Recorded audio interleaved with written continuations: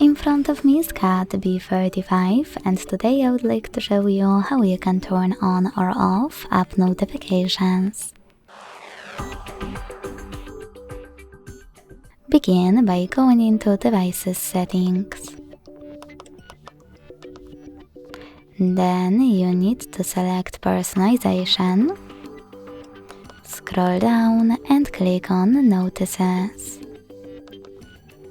Then you need to click on App Notices and select an app from which you want to block them. Lastly, you can click on Allow Notices.